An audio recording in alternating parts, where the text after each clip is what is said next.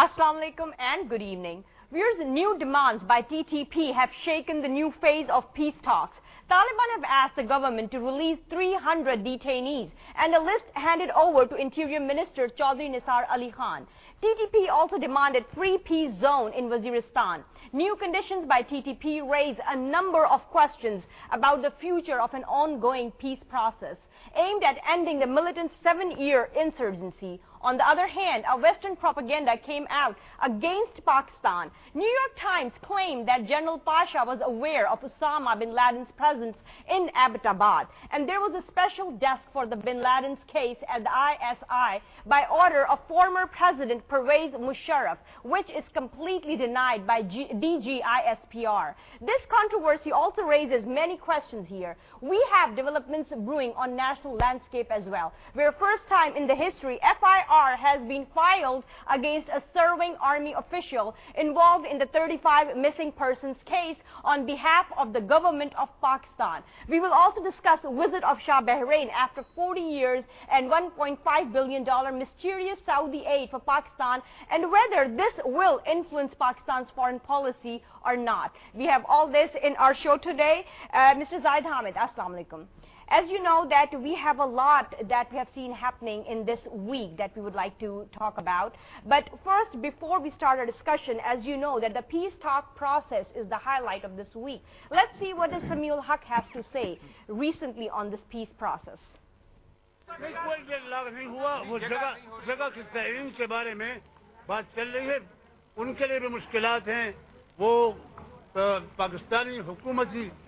इमारतों में या बिल्डिंगों में और एयरपोर्ट वगैरह पर मुज़ाकरात नहीं करना चाहते और इनको वहां जाने में मुश्किलात हैं क्योंकि दूर दराज इलाकों में, लेकिन ये सारा मामला इंशाअल्लाह आज शाम तक हल हो जाएगा।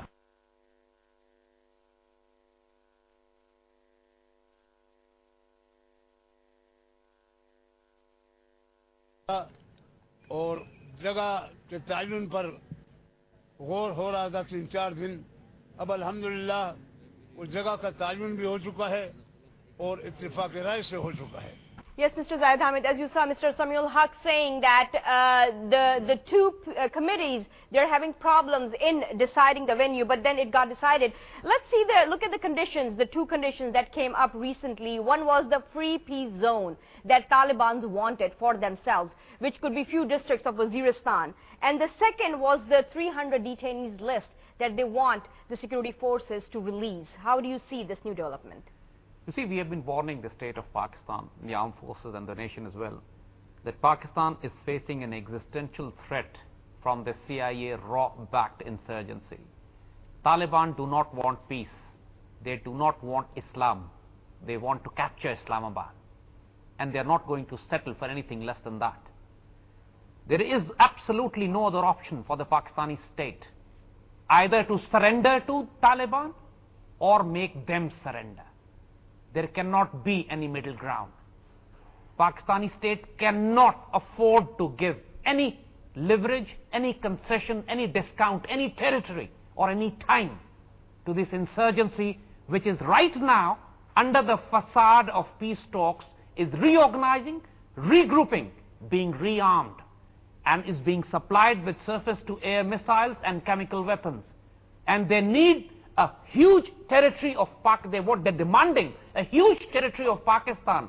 They're demanding the withdrawal of Pakistani state, Pakistani armed forces from Waziristan under the facade and pretext of these peace talks. They are demanding the release of their terrorists from the Pakistani jails, and all the fifth columnists who are acting as the spokespersons of the terrorists have now shown their true colors, have come out in full force, even demanding sovereign equality between the Pakistani state and these cutthroat terrorists. Yes, Mr. Samuel Haq has said that TTP and state of Pakistan should talk on equal sovereign grounds. And Army Chief, and they have been emphasizing that Army Chief and DGISI should be included in these peace talks. You said as well. it. You see, this is what is happening. The government has surrendered to these terrorists morally, politically and diplomatically. They have restrained Pakistan army from counter-attacking and eliminating this threat militarily. And as a result, the confidence boost that these terrorists have is now they are being audacious. They are demanding that the DGISI and the Pakistan Army chief must sit in front of Mullah Fazlullah, the cutthroat, bloody terrorist backed by CIA and RAW, and accept him, recognize him as the Amir of the Emirate of Waziristan, and treat him on the footings of equal sovereign equality, and accept the fact that Taliban are stakeholders in the Pakistani state. This is surrender. This is defeat. And as we have said earlier also, if they do not listen to what Quran and Sunnah says about these heretic sect of Khawarij, then they should at least listen to Churchill, that when he said to his nation that if you accept humiliation to avoid a war, you will get both humiliation and war. And this is what the state of Pakistan is now going to get. We are telling you this now. These peace talks are a facade, are a drama, are absolute But how do eyewash. you see TTP saying that if army evacuates the Ladha and Makeen areas, even that can be worked out as a free peace You zone? see, why on earth should Pakistan army evacuate Pakistan? What they are demanding is that Pakistan army has captured Swat, recaptured Swat from these terrorists. Pakistan army has cleared large chunks of tribal areas from these terrorists.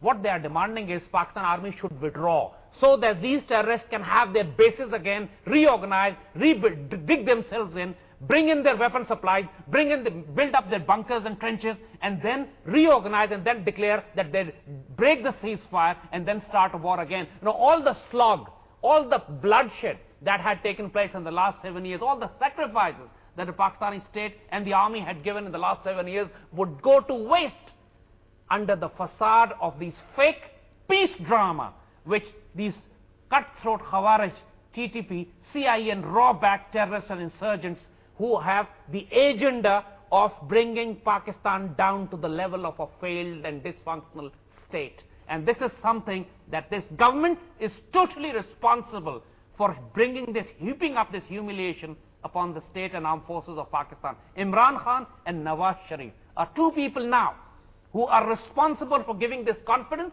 giving this strength, allowing the terrorists to regroup and reorganize and get rearmed. But then how do you see government committee asking from TTP for the extension of ceasefire for 3 months? The ceasefire that started from March 1st, it's about to end. So now they're asking an extension for at least 3 months and if possible for an indefinite period. You see, we had told you this, that when you deal with sovereign armies, when you deal with sovereign nations, when you deal with organizations which are recognized as legitimate, only then you talk of ceasefires, only then you bring them on equal terms, on equal footings. But an organization which we know is based in Afghanistan, which is sponsored by CIA and RAW, backed by Joint Special Operations Command, backed by Israeli Mossad, and the objective of which is to create enough anarchy in the state of Pakistan from the western borders that India may roll into Pakistan without any resistance while the Pakistan army remain bogged in an urban, asymmetric, decentralized war. When you are talking of ceasefire to these groups, especially at a time when Pakistan army had crushed them decisively, encircled them in a small pocket of North Waziristan, giving them time, allowing them to regroup, reorganize, get new weapons, is suicidal for the state. And the fact of the matter is that there was no ceasefire ever. What TTP has been doing is, their one segment has been declaring ceasefire on the surface, and their other militant groups have been constantly attacking the state of Pakistan non-stop. Bloodshed is still going on. They are still attacking. Everywhere, wherever they get an opportunity. Then, Mr. Zaid Hamid, will you agree with Fazlur Rahman? He said that we do not agree with these peace talks since it's been only done with TTP, when there are much bigger groups than TTP. See, there is no other group other than TTP. Fazlur Rahman again is creating a deception, creating a confusion. Both Fazlur Rahman and Samiul Haq are mouthpieces of the terrorists. They both belong to the same sect. They are both protectors of this militant terrorist organization. And they are both acting as spokespersons and lawyers for these cutthroats. And the entire effort of these two so-called mullahs, TTP mullahs, is to create such a deception and confusion within the state of Pakistan, create such perception management that the state of Pakistan begin to believe that TTP is a legitimate legal entity and should be treated on sovereign equality. In reality is, TTP is a gang of cutthroat terrorists who have been beaten to pulp by the Pakistan army, and when Pakistan army was about to eliminate them decisively, the government moved in, fell for the peace talks offer, thrown by then came the ceasefire and then came the from both ceasefire, the ends. allowing the militants to regroup. And now why they want these 3 months is basically, as we said, that Pakistan Army's assaults, air raids, the night raids on their hideouts have destroyed their weapon supplies, have destroyed their caches of weapons that they had collected, have killed their frontline cadre who had come from Afghanistan, from the Afghan National Army and the Indian Gurkhas and the Uzbeks and Tajik army elements who were inside Pakistan. And there is snow on the mountains, so the passes to Afghanistan are blocked. So they want time. They want 1 month or 2 months, enough time so snow can melt and these terrorists can get their supplies and the militants from Afghanistan into Pakistan. Basically, so the ceasefire can be in their favor. Ceasefire is totally in their favor. So Professor Ibrahim is saying that TTP had honored the ceasefire and would do the same in future. Then what about the Peshawar attack, Quetta attack, See, this is the exactly FA what I'm district saying. force attack? Professor Ibrahim again is part of the same cutthroat terrorist gangsters, and he is their spokesperson. TTP has no honor. What to talk of honoring a peace accord? They have been butchering men, women and children ruthlessly. There's nothing sacred for them. They attack funerals, they attack mosques, they attack shrines, they attack schools, they attack medical teams. There's nothing sacred for TTP. They have no honor. What have they honored? These are most dishonorable enemies on the face of this earth after the Indian Zionists and the Jewish Zionists. And the fact of the matter is that while the Pakistani government is holding the army back, the TTP is reorganizing, rearming, and as we said, they are getting chemical weapons and surface-to-air missiles. And now when the fighting would begin, you would see the cost of war would be humongously high than the cost that Pakistan Army has been paying in the past, because now the TTP would be better armed, better regrouped, better organized, more confident, and the mistakes that they had made in the past, that we have given them time to regroup and reorganize, and they would not be making those mistakes.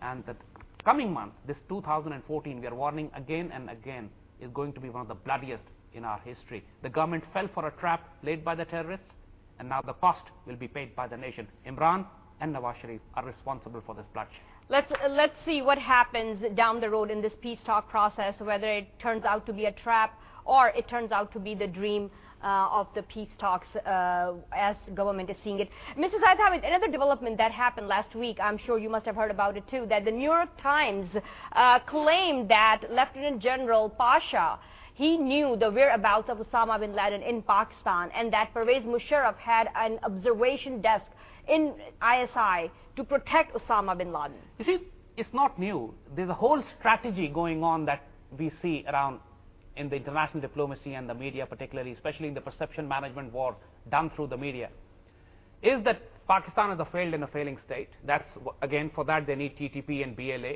and the urban war of Karachi. And also they need to create this perception that ISI is a rogue intelligence agency which has been supporting international terrorists. And this has been going on for a very long time. The fact of the matter is that this news, which has been published by the New York Times, is not done in isolation. It is connected to various other events and news that are coming up in the media, and I'll just quote to you some of them. The Malaysian airliner that disappeared from Malaysia, no less than Rupert Murdoch, and you should know who this man is. The man is the mouthpiece of the international Zionism. The man is actually the owner of the Sky News, and he's a media magnate, he's a media mogul, he's a media guru.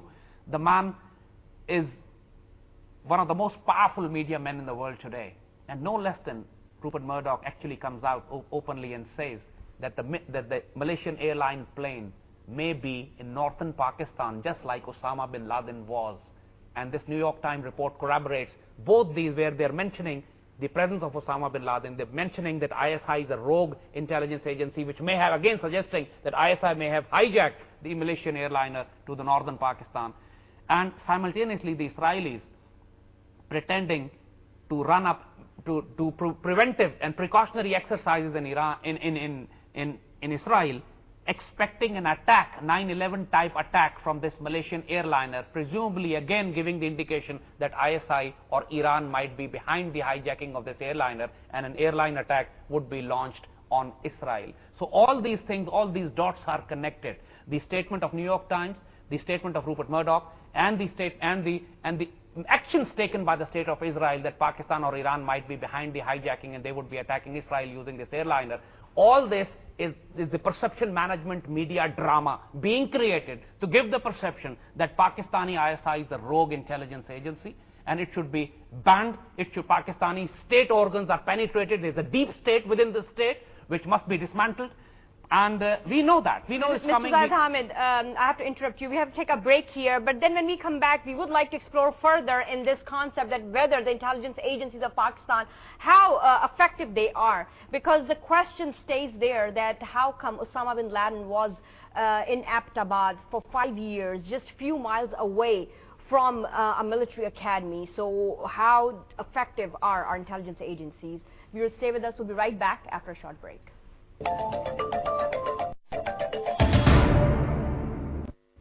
Welcome back, viewers. We're talking about the New York Times claim that former President Pervez Musharraf was involved in the conspiracy to remove Benazir Bhutto from power. And then they also say that General Pasha was aware of the whereabouts of Osama bin Laden and that General Pervez Musharraf had an ISI watch desk prepared for Osama's protection. Mr. Zaid Hamid, before going on the break, we wanted to know that how effective our intelligence agencies should be considered, apart from these allegations, which we know the DGISPR has denied completely, but just for the sake of the effectiveness of our intelligence agencies, answer me this, that how effective are they when the world's most wanted terrorist was living just few miles away from Kabul Academy for 5 years? You see, let me ask you a counter question.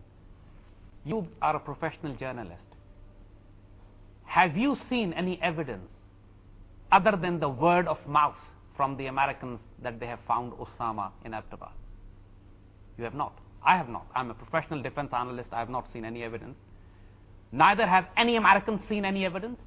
Neither the sailors of the USS Wisconsin, where the Americans say they carried out the burial of Osama bin Laden in the Arabian Sea. None of those sailors have ever seen anything landing on the deck of the USS Wisconsin or a burial of Osama bin Laden. There is no single photograph, no footage, no evidence. What about his wives and children being captured from that roof, from that same house? We'll remain focused on Osama bin Laden. Finding Arab women and children from a compound doesn't mean anything. There's so many of them.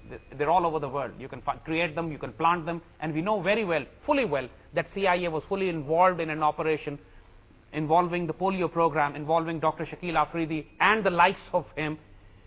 My question is, have you seen any evidence of Osama being in Abbottabad? Why, when Americans could show the capture of Saddam Hussein, when Americans could show his hanging, when Americans could show the bodies of Saddam Hussein's sons, Qusay and Uday, when Americans could show the hanging and body of Gaddafi, their biggest enemies, what frustrated the Americans from showing the body of Osama bin Laden? Or a picture, or a photograph, or a footage. But then why the former ISI chief General Ziauddin Butt is also agreeing that Musharraf had arranged the hideout of Osama in Abbottabad? You see, General Ziauddin unfortunately has no credibility. He has a personal vendetta against Musharraf to score. He was the DGISI, Nawab Sharif had made him the army chief, and then of course remember that time October coup, which took place because of the reason that Nawab Sharif had illegally appointed General Ziauddin from DGISI to the army chief, created a crisis within the army. Musharraf landed, remained the army chief, army staged the coup, and General Ziauddin was arrested and put in jail, dismissed dishonorably. So he has a point to score against Musharraf. He has no credibility, unfortunately. And the fact, and ever since Musharraf came into power, after that Ziauddin spent most of his time either in custody or in jail or dismissed into service with no contact with the armed forces, and he cannot possibly have any information that whether what ISI was doing or what the army was doing, because he was a persona non grata for the armed forces because of the betrayal or treason that he did within the army. So as far as that Ziauddin statement is concerned, I would dismiss him as completely unreliable. But the fact of the matter is that even the Americans have completely failed to establish that Osama was there. If Pakistan is standing today, let me make it very clear, it is because of the Pakistani ISI and the armed forces. Ukraine has been divided into two countries in 3 days. Syria has been dismembered. Iraq has been dismembered. The entire Libya has been dismembered. Where were their armed forces and intelligence agencies?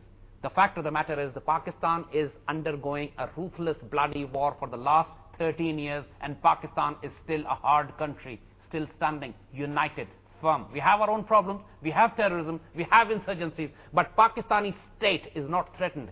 as the dismemberment of the state is not threatened, and it is only, if it is not threatened, it's only because of the armed forces and the ISI. And that is why you find the entire world media, starting from Rupert Murdoch to the Hindu Zionists, to the Israelis, to the New York Times, to Jerusalem Post, every newspaper is only attacking army and the ISI. They're not attacking Nawaz Sharif, they're not attacking Imran Khan, they're not attacking PMLN or MQM or ANP or any other political party or WAPDAs or railways or Pakistan International Airlines. The focus of attack, of humiliation, of degrading and insult is only on the armed forces. Why? Because that's the last pillar standing, because the last fortress which is defending this Pakistani state. They have the nuclear weapons, they are nuclear capable, they are united, and they are Islamic. These Pakistani armed forces are actually defenders of Pakistan's geography and ideology is Islamic. I would like to know this also, Mr. Zaid Hamid, that in this report they also claim that Osama had regular correspondence with Hafiz Saeed, Mullah Umar, and Osama traveled to meet Qari Saifullah Akhtar.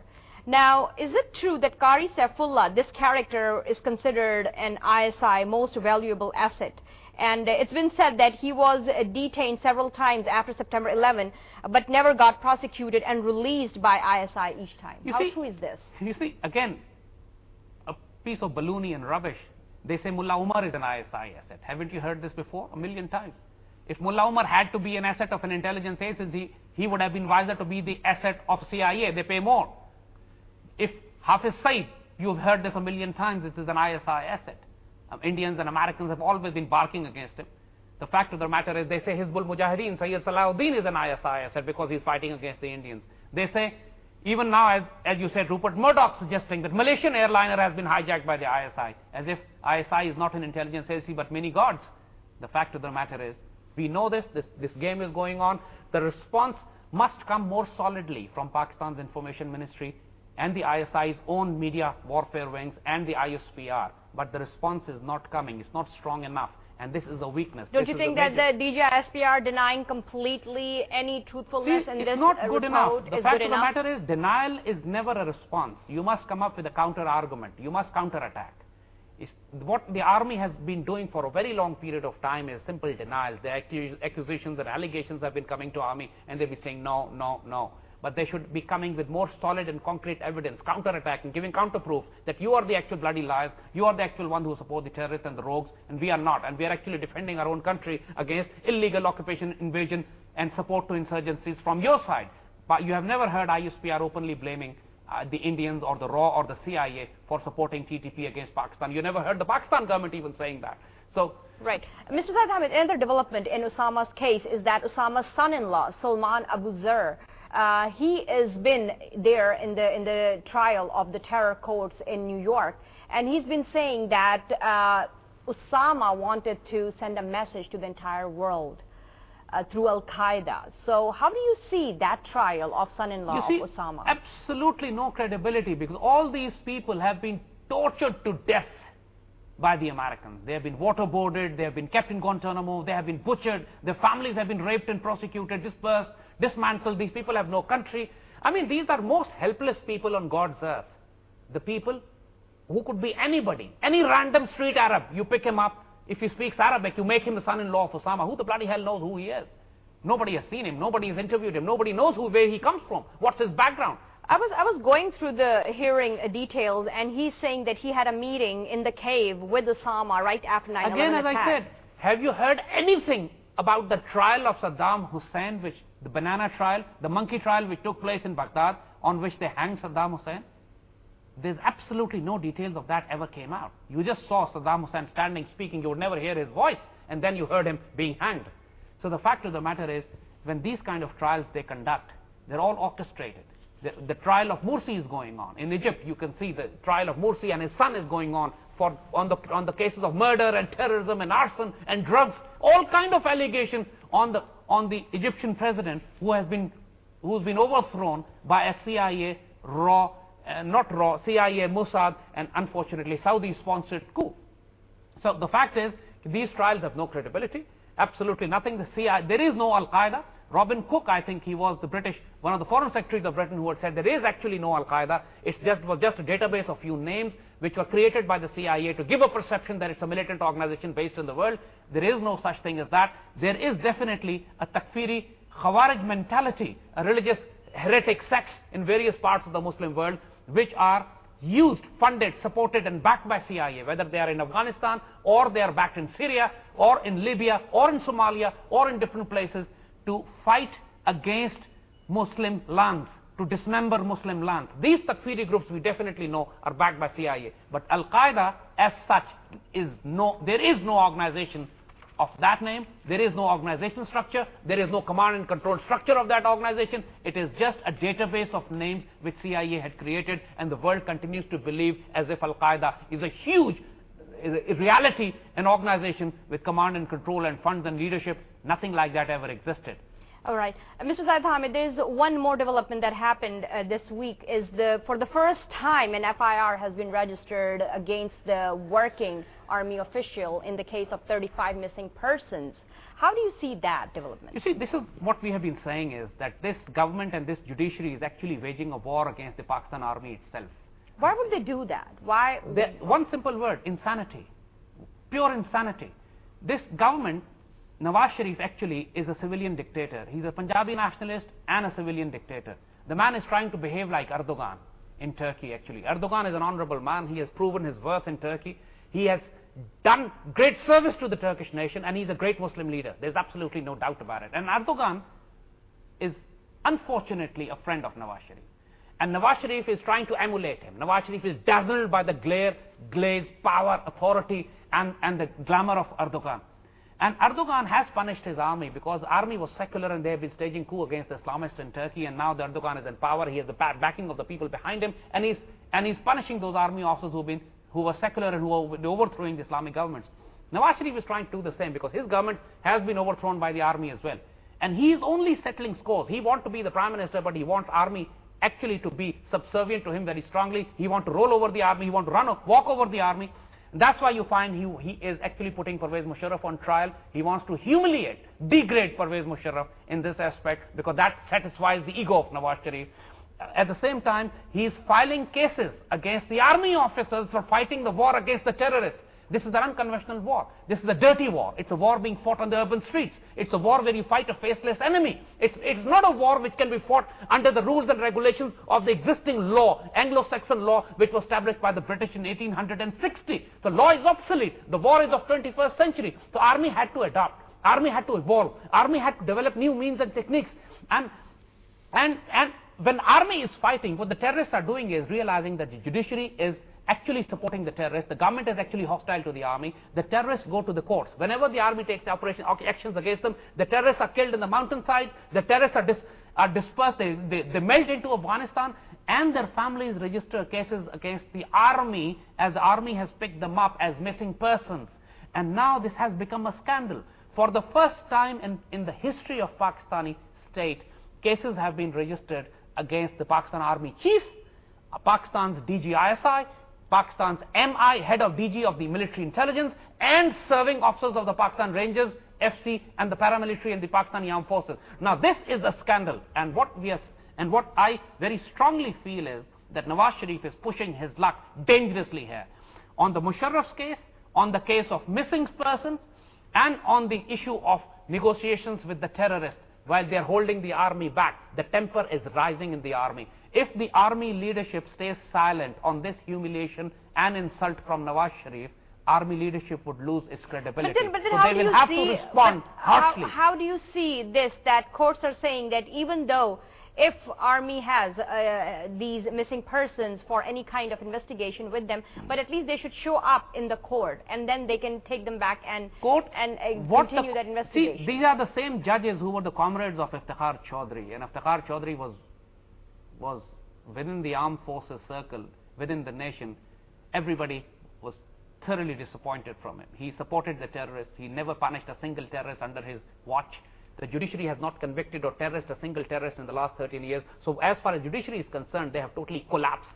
They're actually working against the state. The insurgents, the terrorists actually came out with a statement saying the only friend we have in Pakistan is Pakistan's Chief Justice. And this is the most tragic commentary on the judicial system of Pakistan, that the judicial system is seen as a friend to the terrorists and an enemy to the state and the armed forces and the ISI. And if this state of affairs continues, either there would be a revolt within the army, or a coup by the army, or a collapse of the state. This state of affairs cannot continue.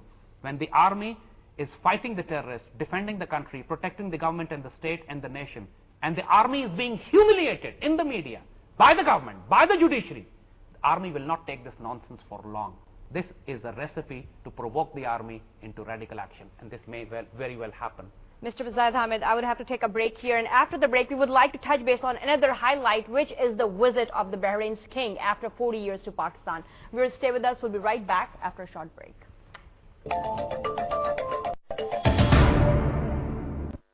Welcome back, viewers. We would like to know that why is this visit of Bahrain's king after 40 years to Pakistan is happening? What are the motives behind it? Bahrain is an ally of Saudi Arabia and an enemy of Iran. Is this trip any kind of asking for help from Pakistan army, or is this trip relating to the grouping of Bahrain with Saudi Arabia against Qatar and Iran? Mr. Zaid Hamid, this recent trip of Bahrain's king to Pakistan after 40 years, how do you see that? What are the motives behind this visit? See, there's no doubt this is unprecedented. I mean, the Gulf monarchies have been very, very arrogant. Their kings never visited, particularly any Muslim country or even Pakistan for that matter. They would visit the European and the American countries, but Pakistan is always considered a low-level friend, low-level ally. So why are they visiting now? But now they're visiting friends? Pakistan. The fact of the matter is, as we've said earlier, the entire Middle East is in upheaval now. Now they're beginning to realize that their monarchies are in danger. The maps are being reshaped. Even Saudi Arabia may be dismembered. No less than George Galloway from British Parliament has said it openly that British parliamentarians are now discussing the dismemberment of Saudi Arabia. So is this a visit for Pak Army's help? There's nothing else that they want from us. So should we help them? It is always in the past also, whenever they were in crisis, they had asked for Pakistani help to secure and protect them. Now, the point is, if Bahrain is attacked by the Americans, or if Bahrain is attacked by the Israelis, Pakistan would be more than welcome to help Bahrain or any other Muslim country. But if there's an infighting between the Muslim countries, the Pakistani record is that we have always participated to pacify the situation, but not to take sides in fighting the Muslim brothers against each other. Within the Muslim countries, within the Muslim world. Within the Muslim lands. Pakistan has sent forces to Saudi Arabia in the past also, and the forces were deployed against Iraq when the Gulf War was going on. Forces were deployed against Israelis in the north when threat from Israel was there. Forces have been deployed against the Yemen also. And forces have been deployed for the protection of Riyadh or Makkah and Medina, the holy sites of Muslims. But Pakistan Army has never participated in either quashing the civil unrest or settling the scores between the Muslim countries. Pakistan Army has not fought any Muslim land, any Muslim country on behalf of another Muslim country. We are not mercenary army. So, but the fact is that Bahrain has a huge Shia population. Almost 80% of Bahraini population is Shias.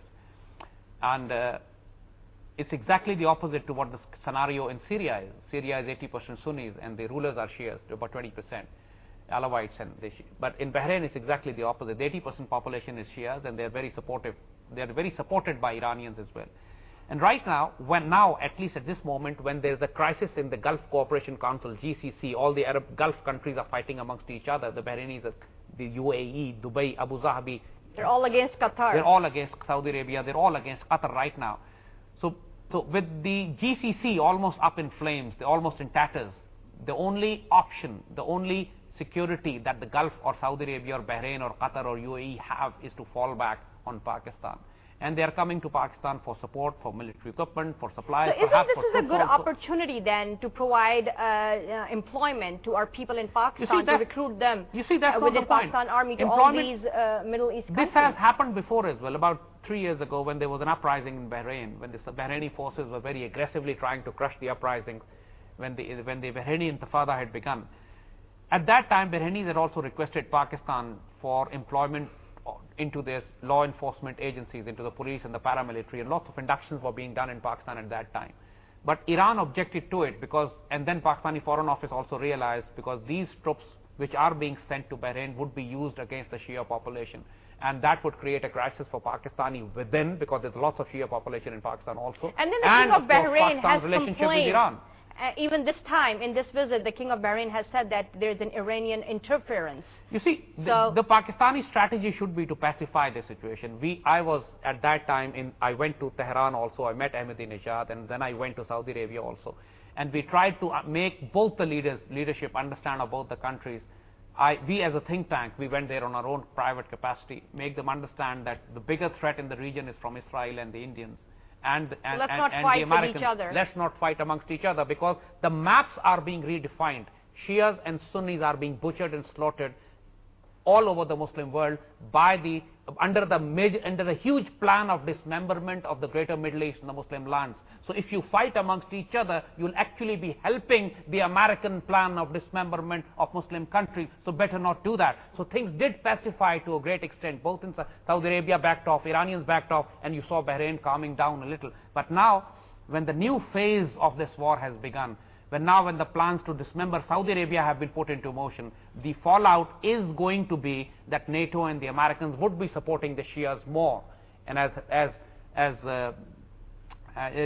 we said some time ago as well, that in Syria, Americans have been supporting the Sunnis against the Shias.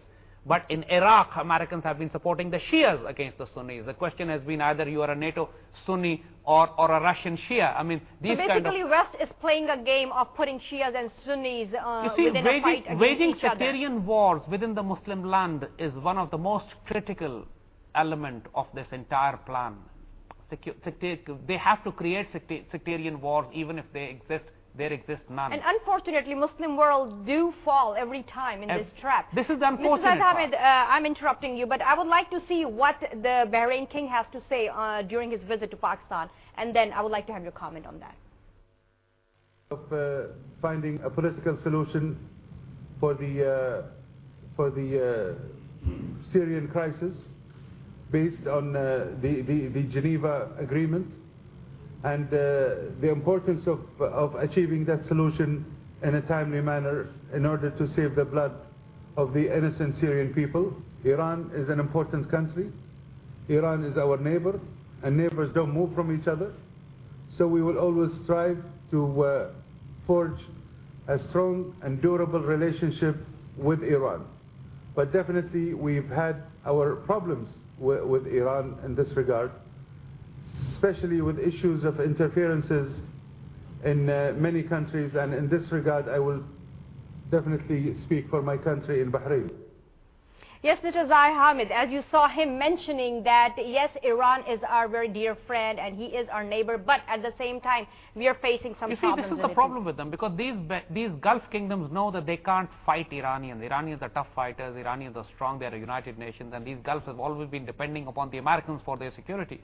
And now, when the Americans are planning the dismemberment of Gulf, dismemberment of Saudi Arabia, and there's a infighting going on, these Gulf kingdoms have absolutely no future unless either they reconcile with the Iranians or they fall back on Pakistan. And this is where the role of Pakistan becomes extremely critical, that we should not become a party to the conflict, but try to pacify the situation, try to pacify the Iranians as well, not to interfere into the internal matters of these countries, and to pacify these But what he's kingdoms saying, also, are these not to just prosecute their own allegations? population. Are these just allegations on Iran that Iran is interfering? No, Iran. Or is it true? No, this is How do you absolutely see this true. statement? Iran has been interfering, obviously, because What kind of interference? they've been supporting the Shia population in Bahrain and in the Gulf, and especially wherever the Shia population is, Iran has been supporting it, either in Pakistan, whether in Gulf, either in Saudi Arabia, in Yemen, in Syria, and unfortunately... In supporting doing what?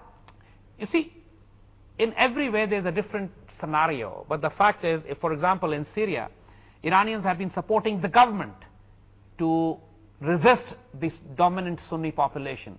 But in Iraq, they supported the Shia population to bring an uprising against a Sunni Saddam Hussein. So in Afghanistan, for example, the Iranians supported the Americans to bring about a downfall of Sunni Taliban. And in Bahrain, they are supporting their population to bring in street population, an uprising against a Sunni Bahraini king. So the situation differs in every scenario, in every region. While at many places Iran is at fault, at the same time, the Arab kings in the Gulf and in the Middle East are at a greater fault, because they have been very prosecuting, they have been very criminal in their treatment of their Shia population, and in response, wherever Iran can offer political, diplomatic or even military support to the Shia population in those countries, Iran does it. And this is a conflict which has been going on since the Iran-Iraq war started in '79, when Sunni world attacked a Shia Iran. It was not just a war between Iraq and Iran. The war became a Shia-Sunni war all over the Muslim world. From Lebanon to Pakistan, the impact is still being felt.